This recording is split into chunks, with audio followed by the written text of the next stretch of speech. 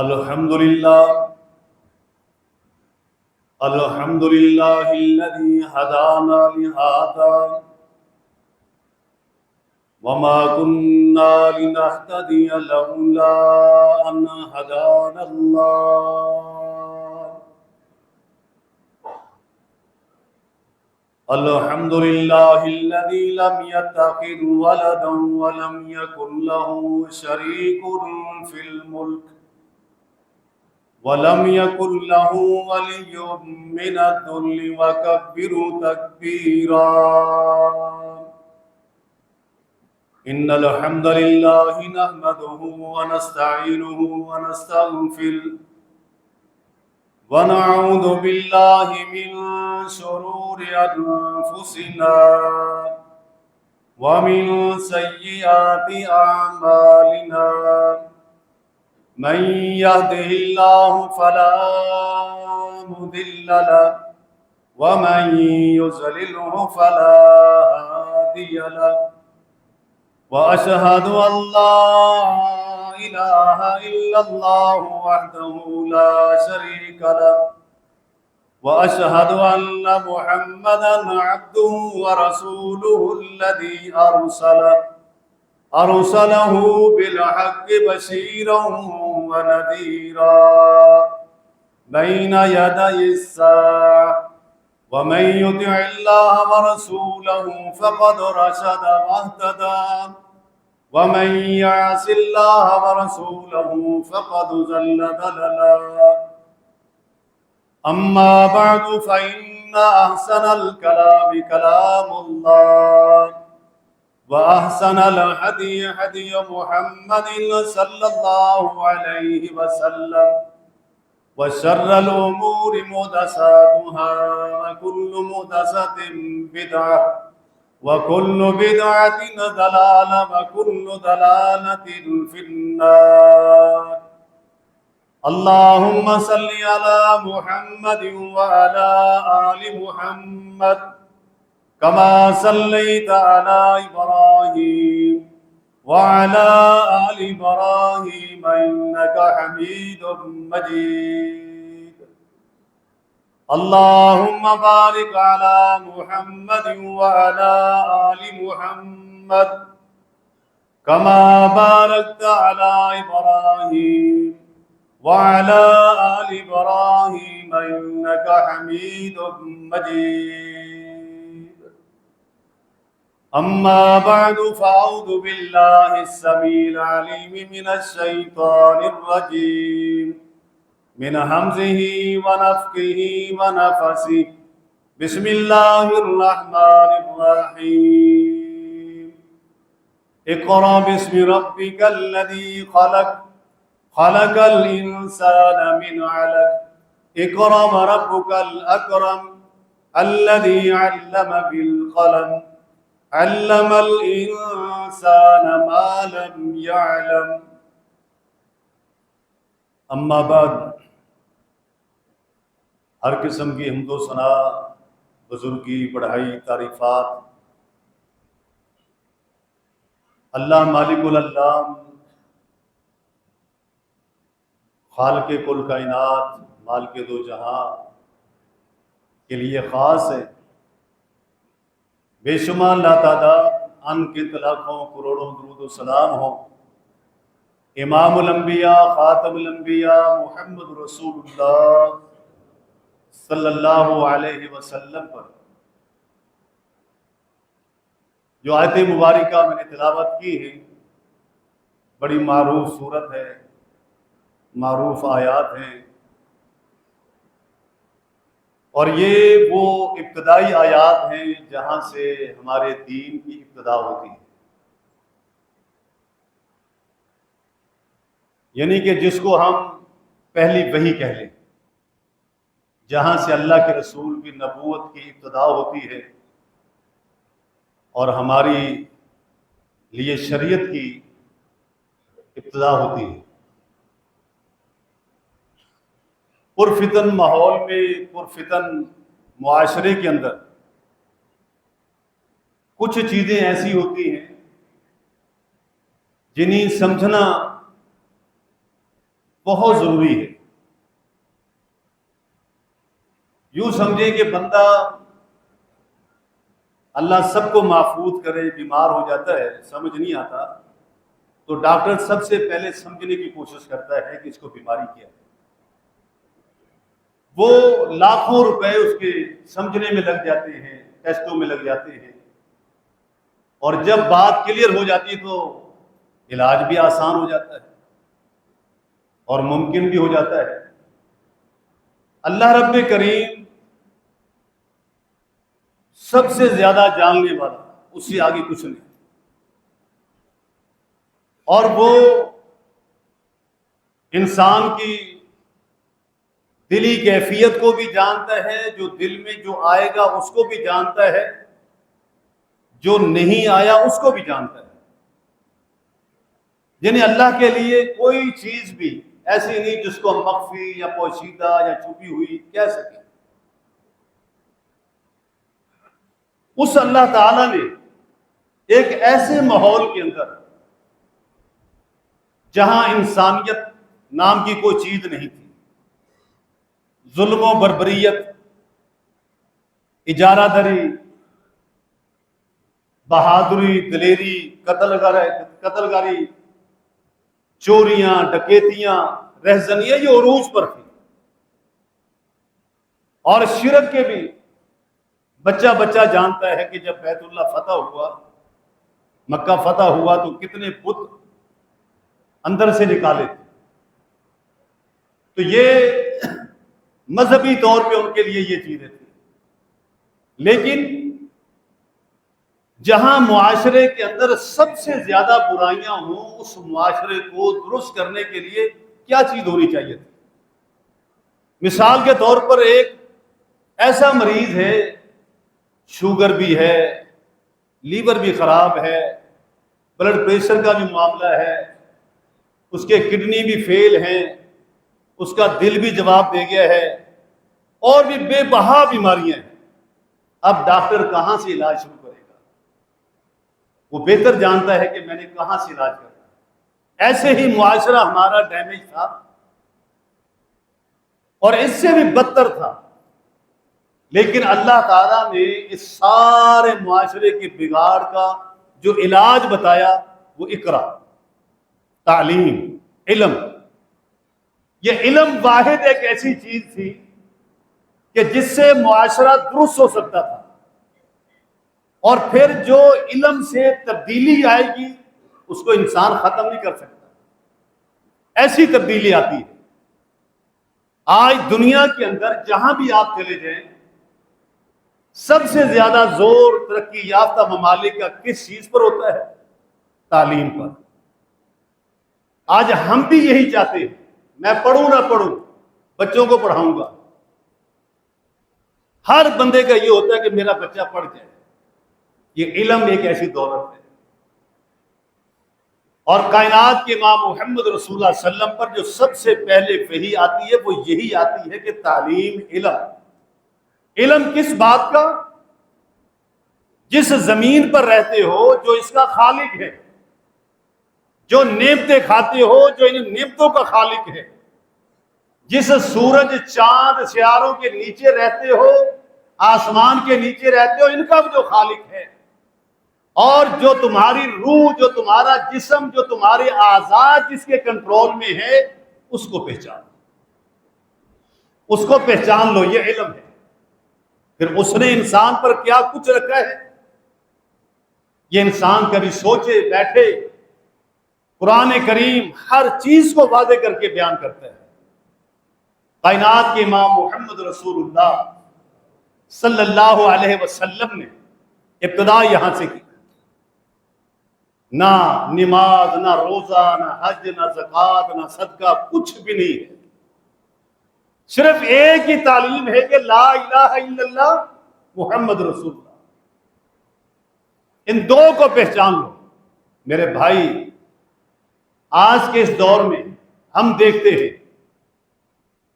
مسلمانوں میں کتنا بگاڑ ہے. اس بگاڑ کی وجہ کیا ہے؟ ہم لوگوں نے مثال کے طور پر اسکولوں میں، کالجوں میں ہر بورڈ کا ایک اپنا سلیبس ہے، ہر بورڈ کا اپنا سلیبس ہے۔ وفاقی بورڈ ہے تو اس کا الگ ہے، کراچی بورڈ ہے تو اس کا الگ ہے، آغا خان بورڈ ہے تو الگ ہے، کیمبرج والوں کا الگ ہے، ضیاء الدین کا الگ ہے۔ ہر بورڈ کا ایک اپنا سلیبس ہے، وہ اپنا سلیبس ہی طلبہ کو دیتے ہیں کہ ہمارا سلیبس یہ ہے۔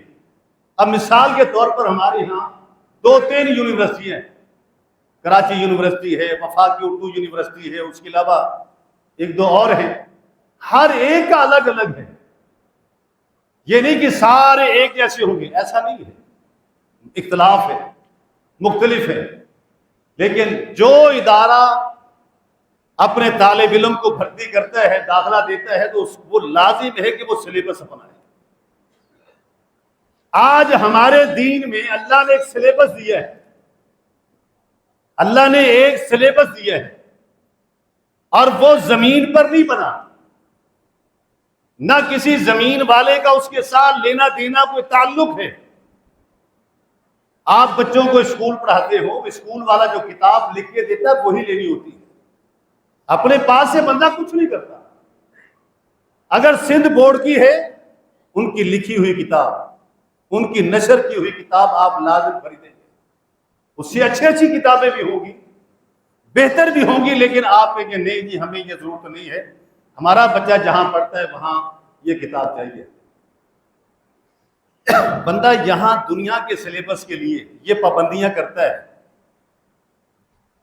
شریعت کا سلیبس کیا ہے؟ کوئی کتاب نہیں ہے، ایک ہی کتاب ہے جس کو ہم قرآن کریم کہتے ہیں، ایک ہی کتاب ہے۔ باقی اس کتاب کی جو پریکٹیکلز ہیں، جو کچھ اللہ کے نبی نے کیا، جو کچھ اللہ کے نبی نے کھایا، جو کچھ اللہ کے نبی نے فرمایا، جس طرح کیا، وہ سارے کے سارے وہ عملی طور پر وہ چیزیں سامنے آئی، اس کو ہم کہہ دیتے احادیث رسول، سنت رسول۔ فرق صرف اتنا ہے، آج ہر موسم کے اندر دین کا بگاڑ جو پیدا ہوا وہ کس وجہ سے ہوتا ہے؟ ہر بندے نے اپنا ایک دائرہ کار بنا رکھا ہے، اور وہ دائرہ کیا ہے؟ اس نے پڑھنا نہیں، اس نے آگے دیکھنا نہیں۔ کائنات کے امام محمد رسول اللہ صلی اللہ علیہ وسلم نے فرمایا کہ من احدث فی امرنا، من احدث فی امرنا، امرنا سے مراد کیا ہے؟ ہمارا وہ سلیبس، ہمارا وہ نصاب، ہمارا وہ اختیار، اس کے اندر کوئی بندہ دخل اندازی کرے گا وہ اس کی چیز مردود ہے، وہ قابل قبول نہیں، قابل عمل نہیں ہے۔ کیوں نہیں ہے قابل عمل؟ اس لیے وہ نصاب سے آؤٹ ہے، وہ کورس سے آؤٹ ہے، اس کی کوئی اہمیت، کوئی ضرورت نہیں ہے۔ اللہ تبارک و تعالیٰ نے ایک ہی کتاب دی ہے، اور اس کتاب کو سمجھانے کے لیے، اس کتاب کو سمجھانے کے لیے محمد رسول اللہ صلی اللہ علیہ وسلم کو نازل فرمایا۔ آج ہم بڑی آسانی سے کہہ دیتے ہیں کہ جی ہر مولوی یہی بات کہتا ہے۔ میرے بھائی، ایک طرف کائنات کے امام محمد رسول اللہ صلی اللہ علیہ وسلم ہے، ایک طرف مسیلمہ کذاب ہے، دوسرا اسود عنسی ہے، اور تیسرا بعض روایات کے مطابق طلحہ تھا۔ اب یہ 3 ہے جو محمد رسول اللہ صلی اللہ علیہ وسلم سے ہٹ کر ہے۔ اب 4 بندے ہیں، ایک محمد رسول اللہ، نمبر 2 مسیلمہ، نمبر 3 اسود عنسی، نمبر 4 طلحہ، اور یہ سارے کہتے ہیں ہم رسول ہیں۔ اللہ کا رسول کہتا ہے میں رسول ہوں، مسیلمہ کہتا ہے میں رسول ہوں، اسود کہتا ہے میں رسول ہوں، اور طلحہ کہتا ہے میں رسول ہوں۔ اب بتائیں کہ بلال حبشی جیسا ایک معصوم جس کو دنیا کا کچھ پتہ نہیں، غلامی کے اندر آنکھ کھولی، بکریوں کے ریوڑ میں زندگی گزاری، کلمہ پڑھا، مسلمان ہوا، کیا اس کو مسلمہ نظر نہیں آیا؟ وہ کہہ سکتا تھا کہ میں کس کی بات مانوں؟ محمد کچھ کہتا ہے، مسلمہ کچھ کہتا ہے، اسود کچھ کہتا ہے، طلحہ کچھ کہتا ہے، میں کیا کروں؟ میرے بھائی یہ بہانہ ہے، اسے جان نہیں چھوٹے گی۔ آج کے دور میں آپ کے پاس وسائل موجود ہیں، آج کے دور میں آپ کے پاس علم موجود ہے، آپ ایک جگہ بیٹھ کر ہزاروں میل دور تک رابطہ کر سکتے ہیں، ہزاروں میل دور۔ دنیا کے کسی بھی کونے میں کوئی چیز پڑی ہو وہ آپ کے کنٹرول میں ہے، آپ کے پاس موجود ہے۔ یہ اللہ کا احسان ہے، اللہ کی مہربانی ہے کہ اللہ تبارک و تعالیٰ نے اس قدر آسانی کر دی۔ لیکن اس دور میں جب تک بندہ پہنچے نہ، جب تک بندہ ملے نہ، جب تک بندہ حاضر نہ ہو، اگلے کا کچھ پتہ نہیں کہ کیا ہے کیا نہیں۔ آپ دیکھیں نا بیعت رضوان کیسے ہوئی؟ اللہ کے رسول نے عثمان غنی کی خبر سنی، آپ فون کر لیتے، ہاں عثمان سناؤ کیا حال ہے، کسی کو اور کو کہہ دیتے کہ جی پتہ کرو، ویڈیو کال کر لو۔ کوئی سورس نہیں تھی، وسائل نہیں تھے، یہ چیزیں نہیں تھیں۔ آج تو موجود ہے، کسی بندے کی خبر آتی ہے فوراً آپ فون اٹھا کے پنجاب ہے، کشمیر ہے، KPK میں ہے، سعودیہ میں ہے، امریکہ میں ہے، برطانیہ میں ہے، آپ 2 منٹ میں کال ملا کے پتہ کر لیتے ہیں یار یہ خبر سنی تھی۔ لیکن کائنات کے امام محمد رسول اللہ صلی اللہ علیہ وسلم نے جانے قربان کرنے پر بیعت کر لی۔ میرے بھائی وہ صحابہ کہہ سکتے تھے ہم کس کو مانیں، ہمارا تو عذر ہے، ہم تو مجبور ہیں، ہم تو ان پڑھ ہیں، ہمیں تو پتہ نہیں چلتا کون سچا اور کون جھوٹا۔ یہ سارے اپنے اپنے طور پر دعویٰ کر رہے ہیں نبوت کا، نہیں، ایسے جان نہیں چھوٹتی۔ آپ نے تحقیق کرنی ہے، آپ نے دیکھنا ہے۔ اللہ نے ان صحابہ کے آنکھوں میں اور دلوں میں، ان کے دماغوں کو اللہ نے ایسی صلاحیت دی تھی کہ وہ محمد رسول اللہ صلی اللہ علیہ وسلم کی صداقت کو پہچانتے تھے اور اس کے کذب بیانی کو پہچانتے تھے۔ وہ آثار کتابوں میں موجود تھے، وہ دیکھ لیتے تھے کہ نبی کیسا ہوتا ہے اور غیر نبی کیسا ہوتا ہے، اس کی چال چلن کیسی ہوتی ہے۔ پرانے دور کے لوگ چلتے ہوئے بندے کو پہچان لیتے تھے یہ کیا ہے، کون ہے، عادت کیسی ہے، صرف آنکھوں سے دیکھنا۔ یہ تجربہ ہے، علم ہے، یہ بھی ایک علم تھا کہ بندہ بندے کو پہچان لیتا تھا کہ یہ بندہ کیا ہے۔ حتیٰ کہ 1-2 ملاقاتوں میں ثابت ہو جاتا تھا۔ اس دور میں آپ یہ بہانہ نہیں کر سکتے، اس دور میں آپ یہ نہیں کہہ سکتے کہ ہر بندہ یہ کہہ رہا ہے۔ میرے بھائی وہ سلیبس جو محمد رسول اللہ صلی اللہ علیہ وسلم پر اللہ نے اتارا ہے، اس سے ہٹ کر کوئی چیز اللہ کے ہاں قابل عمل اور قابل قبول نہیں ہے۔ اسی لیے اس چیز کا خاتمہ جس کو ہم کہہ دیتے ہیں بدعت، بدعات کی بھرمار ہے، یہ مہینے مسلسل چلتے ہیں اور بدعات خرافات اس قدر کہ دین نام کی کوئی چیز نہیں۔ کبھی آپ سوچیں، دیکھیں، غور کریں کہ یار محمد رسول اللہ صلی اللہ علیہ وسلم جو دین لے کر آئے تھے وہ دین ہے کیا، وہ کس کے پاس ہے؟ اور اس دور کے تمام فتنے سوشل میڈیا وہ ہمیں دکھا رہا ہے کہ دیکھو یہ دنیا کے اندر ہو رہا ہے جو ہم نے کبھی سنا ہی نہیں تھا، کبھی ہم نے گمان بھی نہیں کیا ہوگا کہ ایسا بھی ہوگا۔ ایسی ایسی رسومات، اس طرح کی چیزیں کہ جس طرح قرآن کریم نے اس چیز کو بیان کیا، ام لہم شرکاء شرعوا لہم، کیا ان کے پاس کوئی ایسے شریک ہیں، ان کے پاس کوئی ایسے معبود ہیں ان کے پاس کہ جنہوں نے ان کے لیے کوئی دین کی کوئی بات بنائی ہو، جن کے پاس کوئی اختیار نہیں، ان کی باتوں پہ یہ عمل پیرا ہو جاتے ہیں۔ اور اس بدعت کا جنم کبھی بھی آپ دیکھ لیں، بدعت ہو یا شرک ہو، یا کوئی اور اس طرح کے عمل، وہ ہمیشہ دین کے حلیے میں آتا ہے۔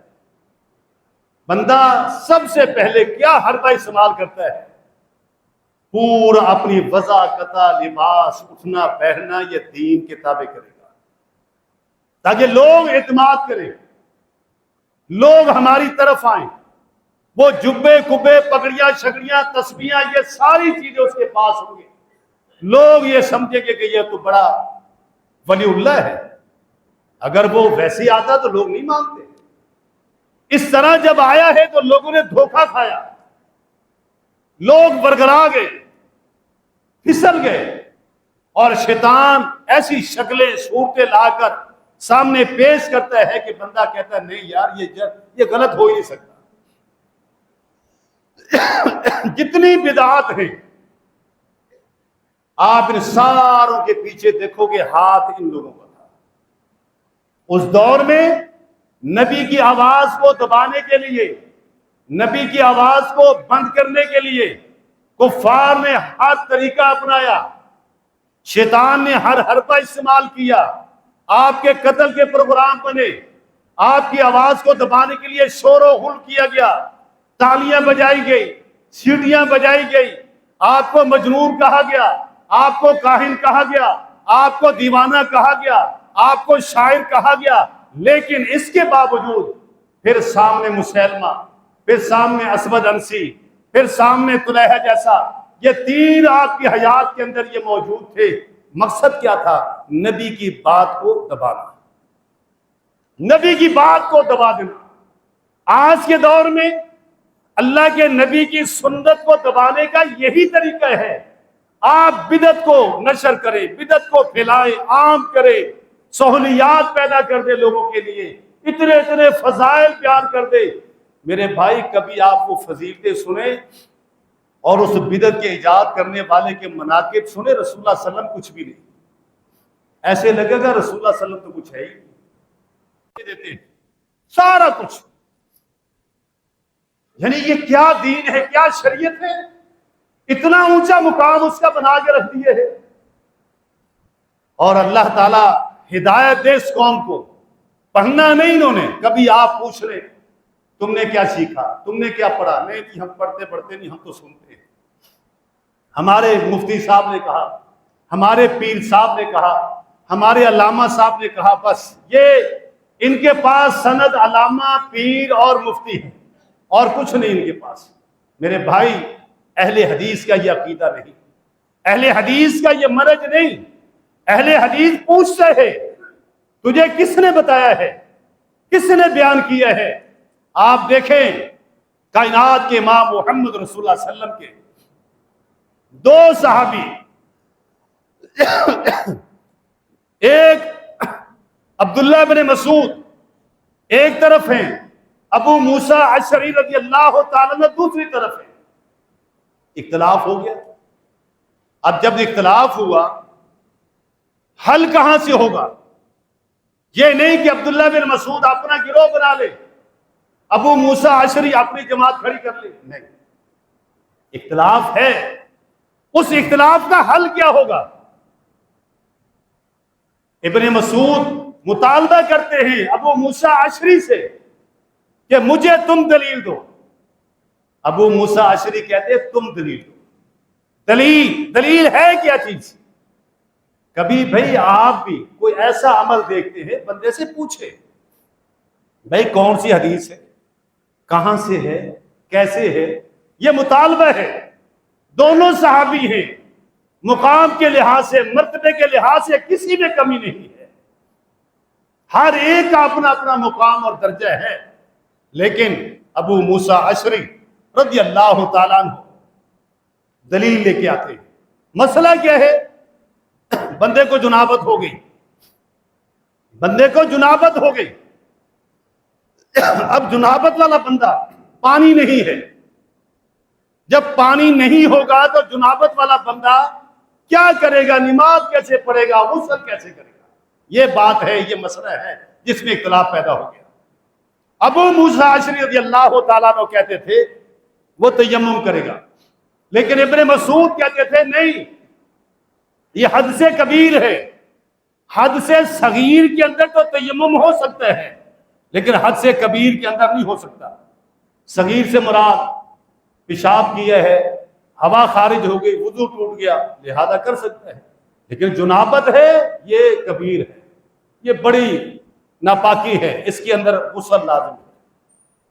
ابو موسیٰ اشعری رضی اللہ تعالیٰ کہتے تھے کہ حد سے صغیر ہو یا حد سے کبیر ہو، دونوں میں تیمم ہو سکتا ہے۔ دلیل ابو موسیٰ اشعری رضی اللہ تعالیٰ وہ واقعہ لے کے آئے، عمار بن یاسر اور عمر فاروق رضی اللہ تعالیٰ سفر کر رہے تھے، سفر کرتے کرتے دونوں کو جنابت ہو گئی، نماز کا ٹائم تھا، فجر کی نماز۔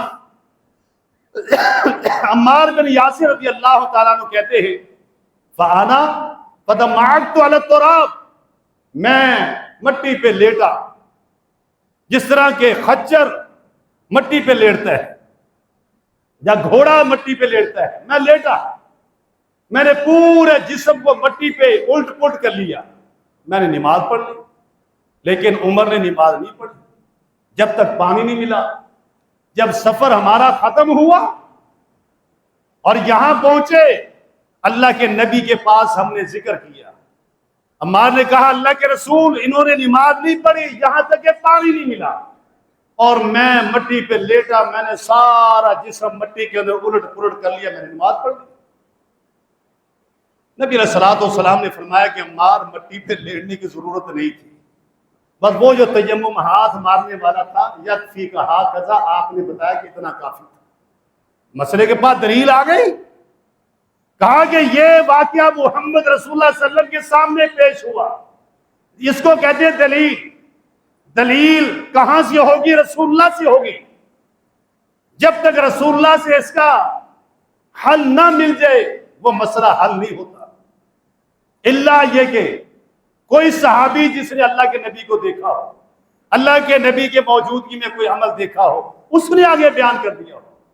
اب یہاں دو صحابی ہیں، وہ کہتا ہے میں صحابی رسول ہوں میری بات پہ یقین نہیں، وہ کہتا ہے میں بھی صحابی رسول ہوں میری بات پہ تمہیں یقین نہیں۔ نہیں، صحابی ہونا یہ شریعت میں دلیل نہیں کہ وہ شریعت کا حکم بھی لاگو کر سکتا ہے، اس پر بھی شریعت نازل ہوتی ہے، نہیں۔ جب صحابی کے لیے یہ نہیں ہے تو غیر صحابی کس خاتے میں آتا ہے؟ وہ کتنا بڑا بھی بزرگ پہنچا ہوا کیوں نہ ہو، اس کی کوئی حقیقت نہیں ہے۔ میرے بھائی، یہ بدعت کا خاتمہ علم سے ہوگا، شرک کا خاتمہ علم سے ہوگا، بغیر علم اور بغیر تعلیم کے کچھ نہیں ہوگا، انسان گمراہ ہو جائے گا۔ کائنات کے امام نے صحابہ کرام کو ایک ایک لفظ، ایک ایک مسئلہ، ایک ایک آیت آیت کر کے سمجھایا۔ یار وہ کیسے صحابی تھے؟ اکثریت وہ تھی جو لکھنا نہیں جانتے تھے، جو لکھا ہوا پڑھ نہیں سکتے تھے بیچارے۔ آپ اندازہ کریں وہ صحابہ نے آج جو دین ہمارے تک پہنچا ہے یہ کیسے پہنچا ہے؟ کیا وہ لکھتے تھے؟ نہیں۔ میرے بھائی، جب دماغ میں گند نہ ہو، جب دماغ میں خرافات نہ ہو، جب صاف اور ستھری تربیت ہو، آپ کا شوق اور جذبہ ہو، اللہ رب کریم نے اس دور میں بھی بخاری کے حافظ بچے پیدا کیے ہیں، اس دور میں بھی قرآن کے حفاظ موجود ہیں، پورا پورا قرآن، پوری پوری بخاری، احادیث کی کتابیں یاد ہیں ان کو۔ یہ کیسے ہوتا ہے؟ کوشش، جذبہ، محنت، شوق انسان کو ہر کام کروا دیتا ہے۔ جب یہ چیز ہو، اور دیکھیں صحابہ کرام نے اللہ کے نبی کا خطبہ سنا، آگے بیان کر دیا، خطبہ یاد رکھتے تھے، درس ہوتا درس یاد کرتے تھے، آپ نے کسی کو کچھ نصیحت کی وہ یاد ہو گئی، یہ تھا دین۔ اسی لیے فرمایا کہ اقرأ باسم ربک الذی خلق، خلق الانسان، کہ انسان کو جس نے تخلیق کیا اس نے انسان کو یہ علم دیا ہے، اس علم کی صلاحیت اللہ کے پاس سے ہے۔ اللہ رب کریم نے سب سے زیادہ تعلیم پر زور دیا، اسی لیے کائنات کے امام محمد رسول اللہ صلی اللہ علیہ وسلم نے فرمایا طلب العلم فریضۃ علی کل مسلم، ہر مسلمان پر علم کا سیکھنا ضروری ہے، وہ علم کی طرف آئے۔ اس سے مراد پڑا عالم محدث نہیں، اپنی ضروریات زندگی کا تو علم ہونا چاہیے۔ آج کتنے لوگ ہیں جو صرف خاندانی طور پہ، رسمی طور پر وہ چل رہے ہیں، آگے کچھ بھی نہیں ان کے پاس۔ اس کی وجہ کیا ہے؟ وجہ یہ کہ ہم نے بذات خود اپنے دین کو پس پش ڈال دیا ہے۔ کائنات کے امام محمد رسول اللہ صلی اللہ علیہ وسلم کو جب اللہ نے فرمایا کہ اقرا، پڑھے آپ نے کہا ما انا بقارئ، میں نہیں پڑھنا جانتا۔ اب یہاں سے اندازہ کریں، یہ تو صحابہ کی مثال تو اپنی جگہ، رسول اللہ صلی اللہ علیہ وسلم کی مثال کیا ہے؟ جب صلح حدیبیہ ہو رہا تھا، جو شرطیں لکھی گئی تھی، اس بندے نے کہا کہ بھئی میں تو تمہیں رسول نہیں مانتا، لہٰذا یہاں جو محمد رسول اللہ لکھا ہے نا، یہ رسول اللہ کے لفظ کو ہٹاؤ، یہاں لکھو محمد ابن عبداللہ بن عبد المطلب، یہ لکھو، محمد رسول اللہ نہیں، رسول کا لفظ ہٹا دو، رسول اللہ کا لفظ ہٹا دو۔ اللہ کے رسول نے حضرت علی کو کہا مٹا دو۔ حضرت علی کہتا میں کیوں مٹاؤں، میں تو مانتا ہوں آپ کو۔ آپ نے فرمایا نشان لگا دو۔ میرے بھائی یہ صرف کہانی نہیں، یہ قصہ نہیں، یہاں سوچے کہ اللہ کے نبی بھی بذات خود ان چیزوں کو نہیں تھے، وہ علم کیسے آیا؟ وہ اللہ کی طرف سے عطا تھا۔ یہ دنیاوی جو طریقہ کار تھا، لکھنا پڑھنا یا لکھا ہوا پڑھ لینا یا لکھ دینا، یہ چیزیں بہت مشکل تھی، بہت کم لوگ جانتے تھے، لیکن سارے کا سارا دین ہم تک جو پہنچایا صحابہ نے، وہ اس طرح پہنچایا۔ پھر اللہ تعالیٰ نے کیا فرمایا؟ ان الدین عند اللہ الاسلام، وہ دین صرف اللہ کے پاس جو ہے وہ اسلام ہے، اس کے علاوہ کچھ نہیں۔ وہ اسلام کون سا اسلام؟ آج بندہ پوچھتا ہے کون سے مسلمان ہو، کتنے مسلمانوں کے گروہ، کتنے مسلمانوں کی جماعتیں، کیا کہاں کس کے ساتھ ہو، بندہ حیران پریشان ہو جاتا ہے کہ یار کون سا مسلمان ہوں میں۔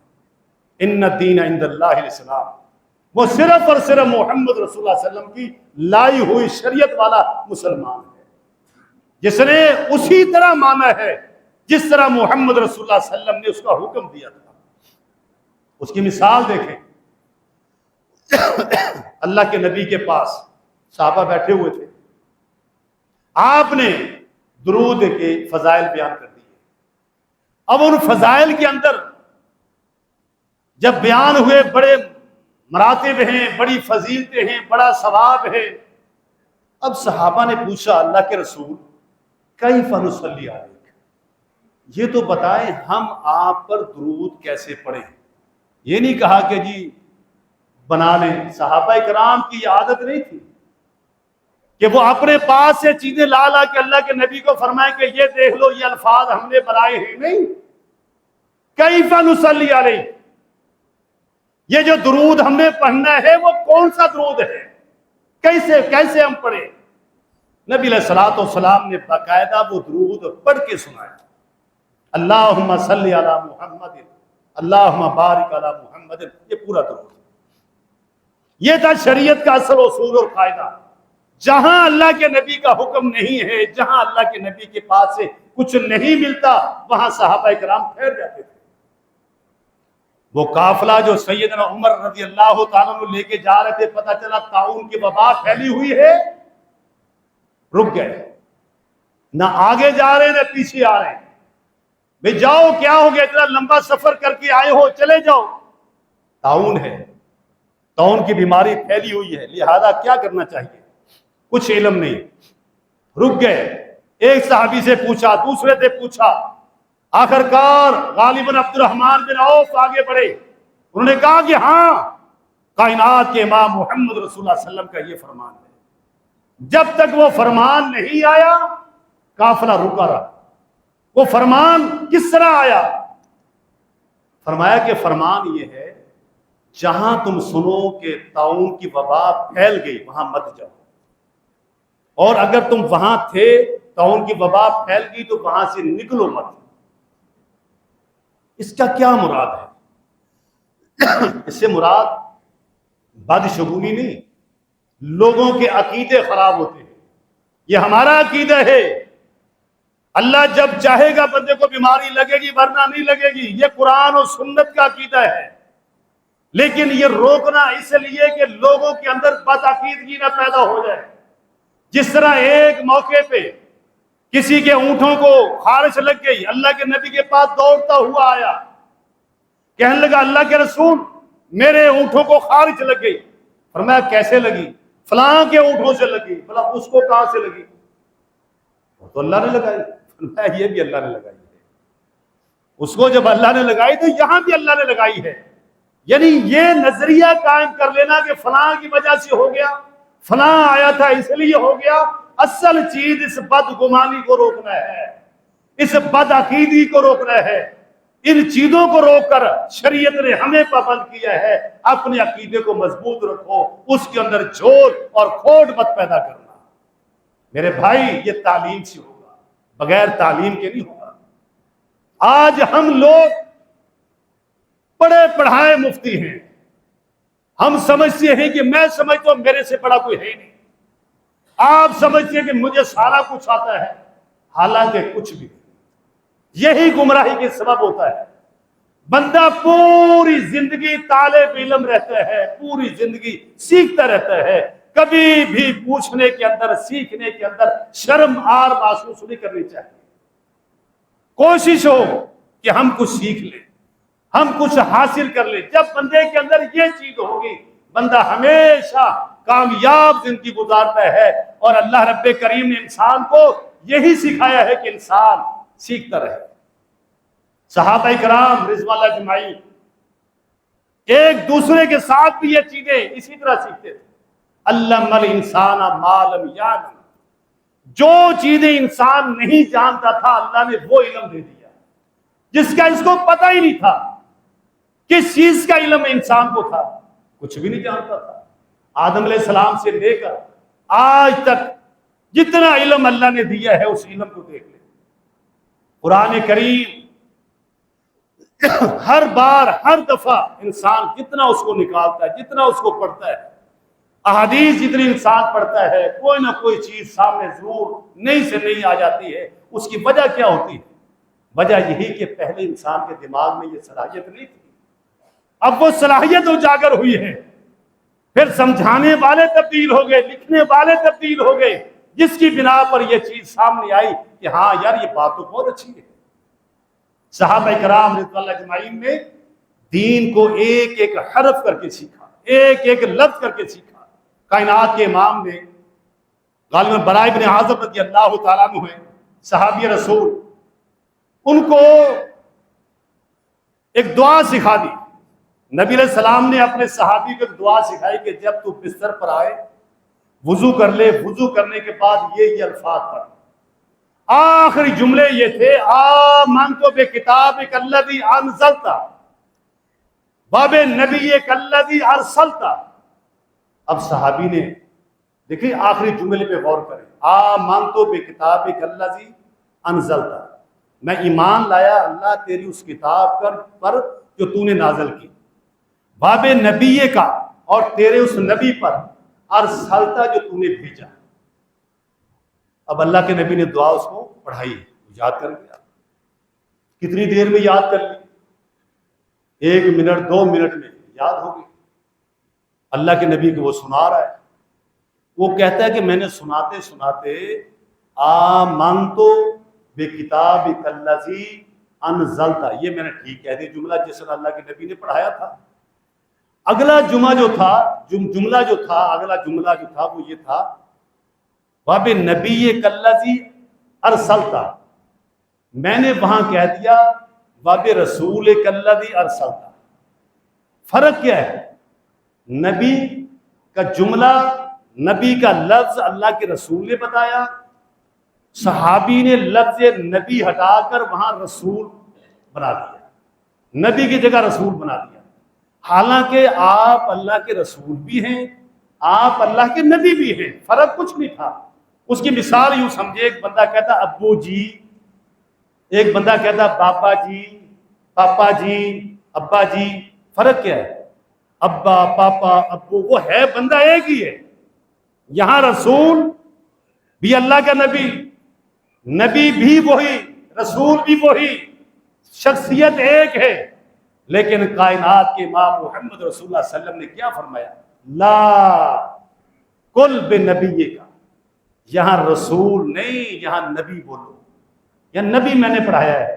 اس کا مقصد بات سمجھ میں آتی ہے کہ اللہ کے رسول نے جو لفظ جہاں پڑھایا اسی لفظ کو وہاں استعمال کرنا ہے، اپنے پاس سے الفاظ کی تبدیلی بھی نہیں کر سکتا۔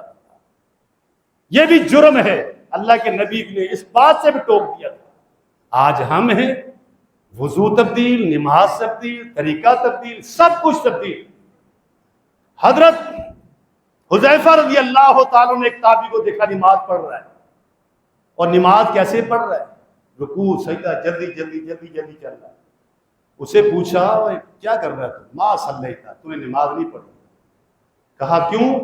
کہا کتنے عرصے سے پڑھے؟ بولا 40 سال سے۔ بولا اگر تیری موت ہو گئی اسی حالت میں، تو فطرت سے ہٹ کر تیری موت ہوگی، وہ فطرت جس پر محمد رسول اللہ صلی اللہ علیہ وسلم ہے۔ اس سے کیا پتہ چلتا ہے کہ نماز کے اندر بھی جو خامی ہے، صرف رکوع کرنا مراد نہیں، سجدہ کرنا مراد نہیں، اس کے اندر وہ طریقہ ہے، اعتدال ہے، سکون ہے۔ جب تک وہ نہیں کیا جائے گا انسان کبھی کامیاب نہیں ہوتا۔ یہ مقصد نہیں ہے کہ نمبر ہی ملانا، جو سا مرضی ملا دو، نہیں۔ کام کرنا جس طرح مرضی کر لو، نہیں۔ بندہ پابند ہے۔ بھئی ظہر جمعے کی 2 رکعتیں ہم 3 پڑھ لیتے، آج چلو ایک اضافی کر لیتے، کیا فرق پڑ جائے گا؟ کون سا سامان ٹوٹ جائے گا؟ نہیں، ہم نے 2 ہی پڑھنی ہے۔ جس طرح کہ قاری حنیف ملتانی نے ایک واقعہ سنایا کہ اپنے دور کا کوئی واقعہ انہوں نے، وہ کہتے ہیں کہ بندہ میرے پیچھے کوئی جمعہ پڑھتا تھا، وکیل تھا یا جج تھا، تو ملتان کے کورٹ میں روزوں کا مہینہ تھا، نماز کا ٹائم ہو گیا ظہر کا، اس نے 2 رکعتیں پڑھائی، سلام پھیر دیا۔ پیچھے والے کچھ لوگ کہتے ہیں یار یہ تو نے کیا پڑھایا؟ نماز پڑھائی ظہر کی۔ کوئی کہے یار تو نے غلط پڑھا دی، کوئی کہے 4 ہوتی ہے، وہ کہتا ہے نہیں، اللہ کی قسم میں قاری حنیف کے پیچھے نماز پڑھتا ہوں، وہ 2 ہی پڑھاتا ہے، بہت پڑھی میں نے۔ قاری صاحب کے پاس آگے کہ جی سنائے، حنیف ملتانی بڑا مشہور عالم تھا، نابینا تھا، اس کے پاس آگے لوگ کہنا بیٹا کیا مسئلہ ہے؟ بولا یہ مسئلہ ہے۔ بولا تم کب آتے ہو؟ بولا ہر 8 دن کے بعد آتا ہوں۔ بولا ہاں تو ٹھیک کہتا ہے، تو جمعے پڑھتا تھا، تو نے کوئی جمعہ پڑھا دیا ظہر کی جگہ۔ بات وہ بھی ٹھیک ہے، لیکن کیا کہ ہم لوگ ایسے ہیں، ہمیں پتہ نہیں۔ وہ جمعے کی جمعے پڑھتے تھے تو ہمارے بھی اکثر نمازی وہ ہوں گے جو 8 دن کے بعد ہی آتے ہیں، تو جب کبھی ان کو بھی موقع ملا تو یہ بھی ظہر کی 2 ہی پڑھا کے فارغ کریں گے، جلدی شارٹ راستہ لے لیں گے۔ میرے بھائی محمد رسول اللہ صلی اللہ علیہ وسلم کا دین کچھ اور ہے۔ اللہ سے دعا ہے اللہ رب کریم ہمیں قرآن و سنت پر عمل کرنے والا بنائے، علم سیکھنے والا بنائے، اس کے مطابق عمل کرنے والا بنائے۔ اللہ تعالیٰ ہر قسم کی کمزوری سے ہمیں محفوظ رکھے۔